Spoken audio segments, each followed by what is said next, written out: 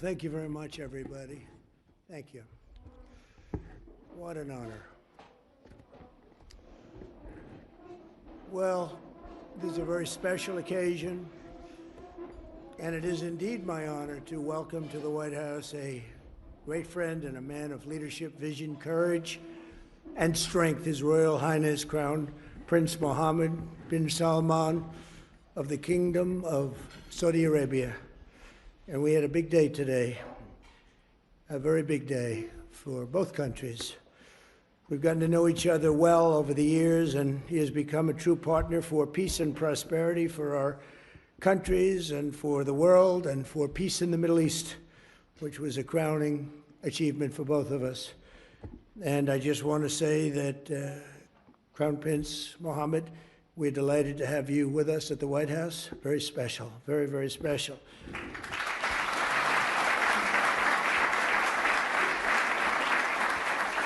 I'd like to also express my gratitude to our wonderful First Lady for organizing this beautiful evening. She worked hard on it. Thank you very much, Melania. Thank you.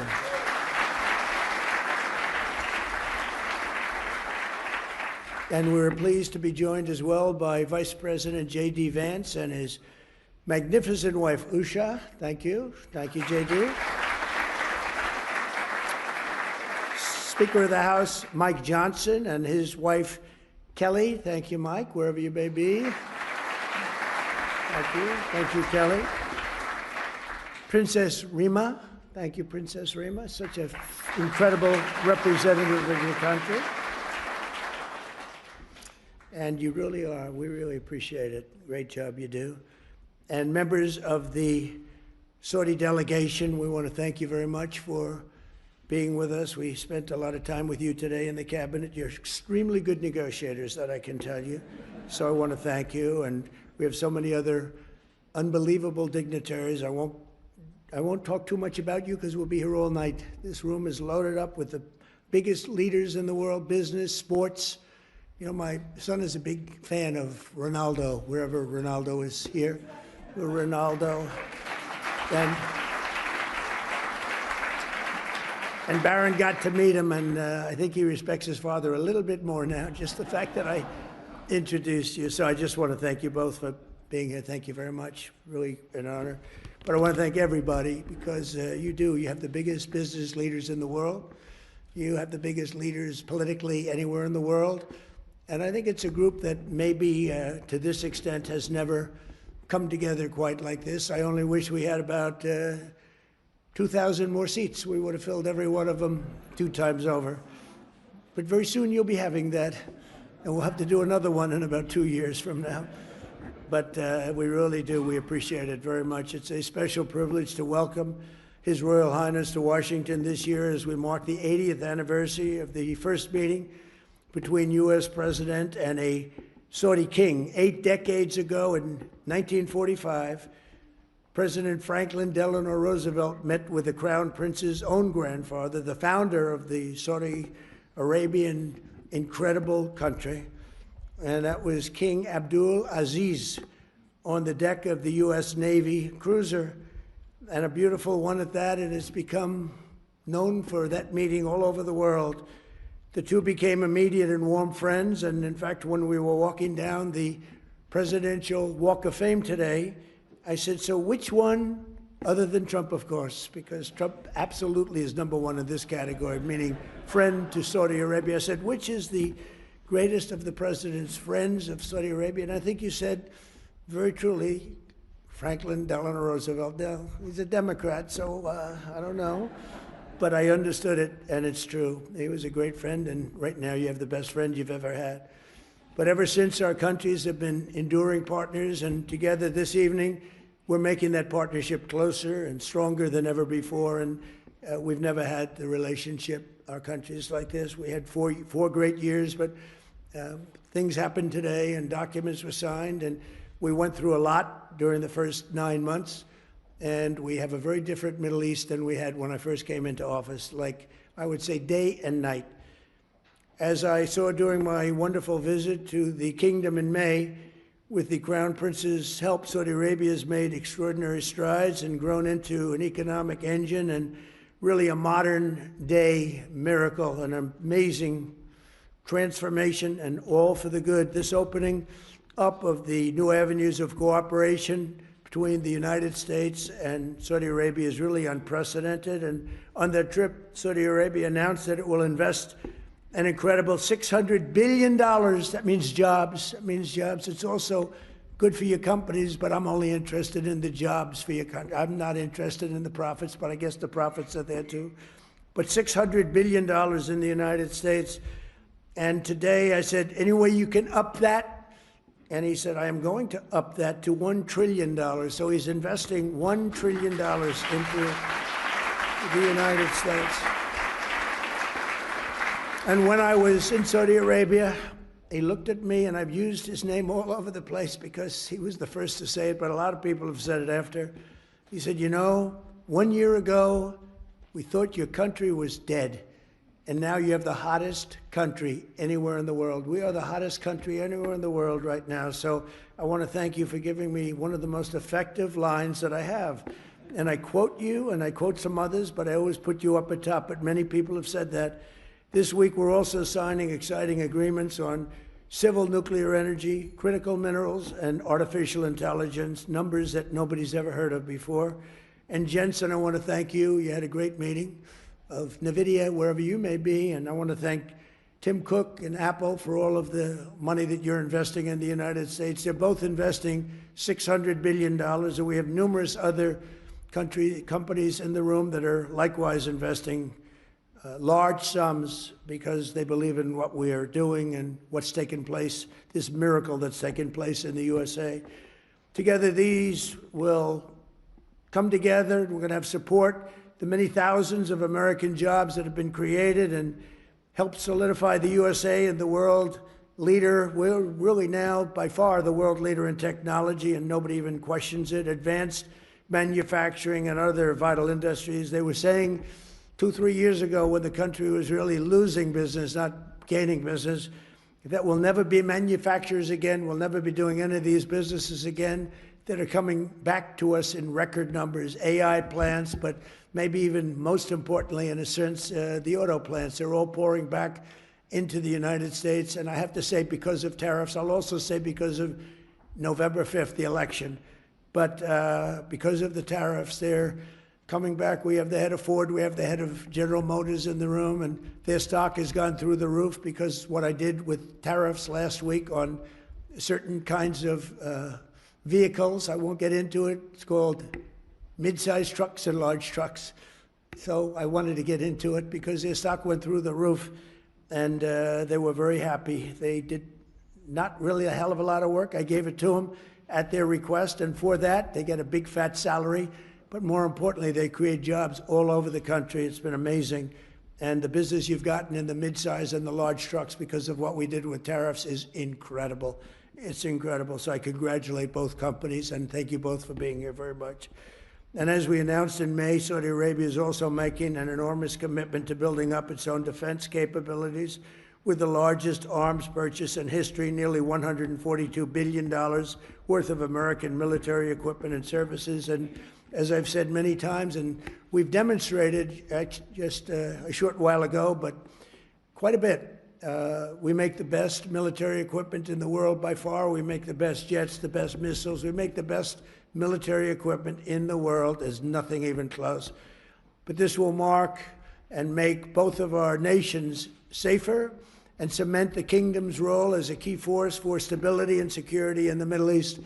And they are, I think right now, I can say with what we did with our beautiful B-2 bombers going in and obliterating a very serious nuclear threat, which would have taken place in about a month from that date. They were ready to go. They're not ready to go anymore. They'd like very much to make a deal with us, and they call us, and we'll end up probably doing that. That's Iran. But when you really think about it, Your Majesty, I think that this is the best in terms of safety. Saudi Arabia has never been as safe as it is right now.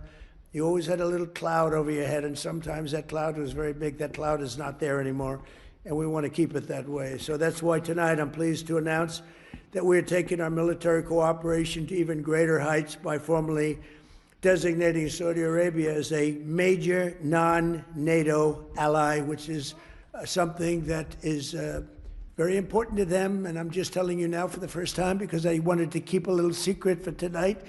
I just heard him say, "Oh, that's nice." That's another point you won today. And signing a historic strategic defense agreement, which we just signed a little while ago. So congratulations at South Carolina.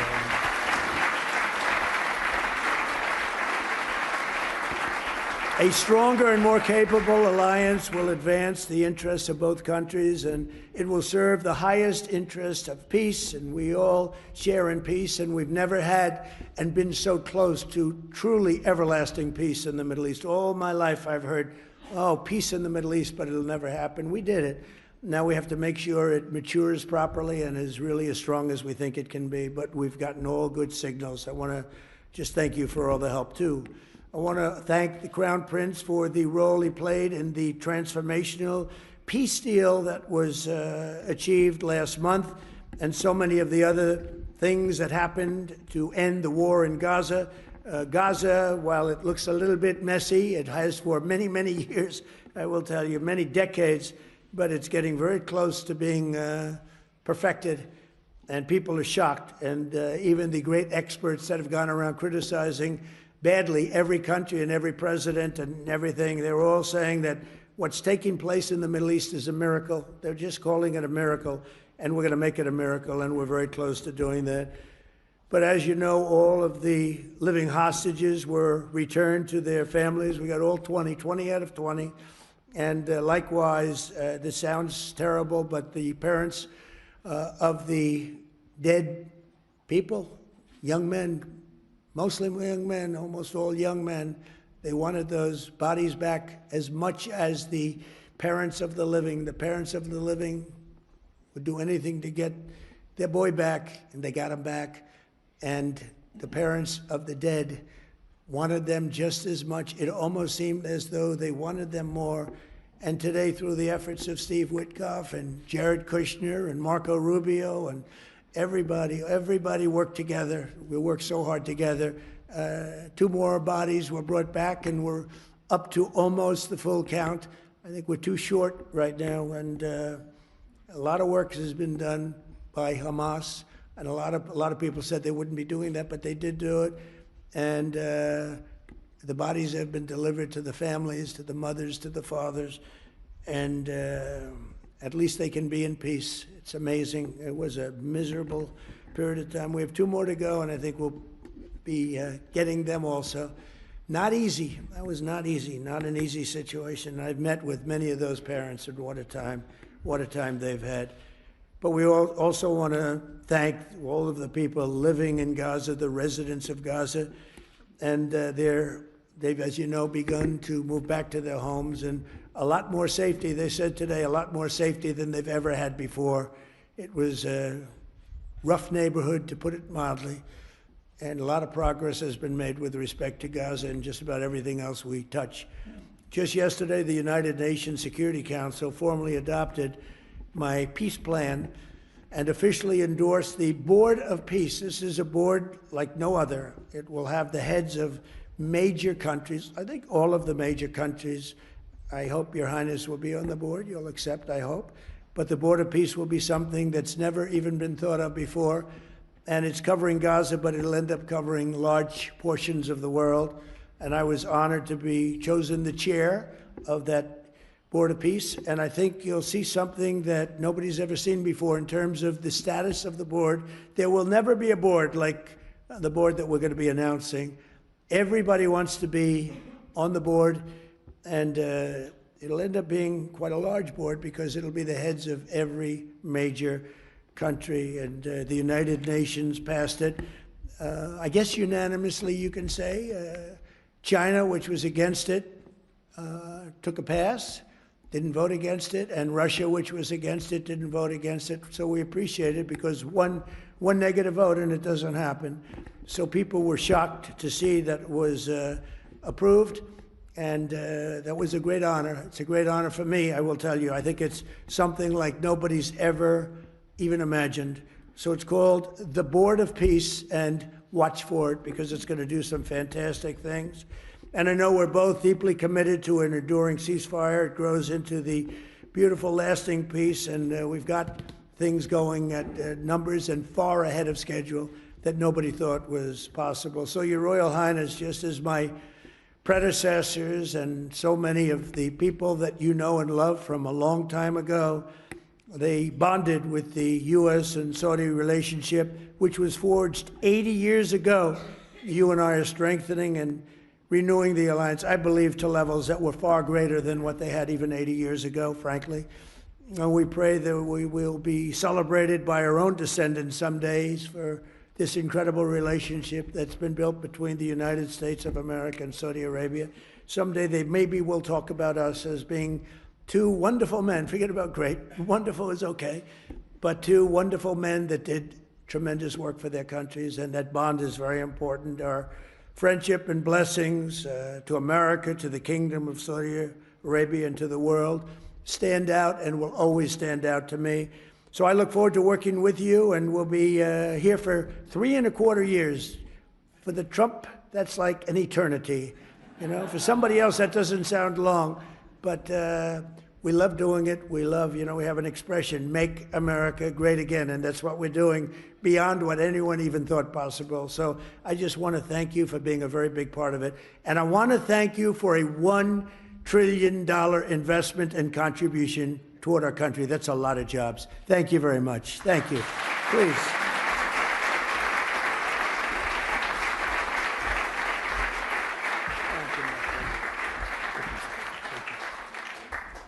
Well, it's too hard to speak after Mr. President.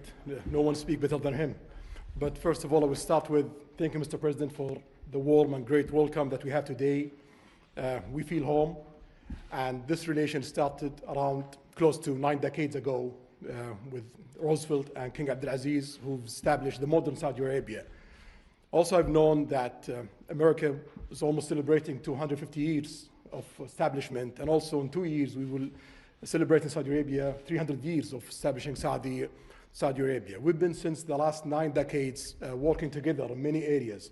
During the World War II, we was a major supplier for oil. During the Cold War, countering extremism, terrorism, but during that time, we've been also working on a lot of economical opportunities. But today, it's a special day. We think the horizon of the economical cooperation between Saudi Arabia and the rest of America, it's bigger and wider in many areas.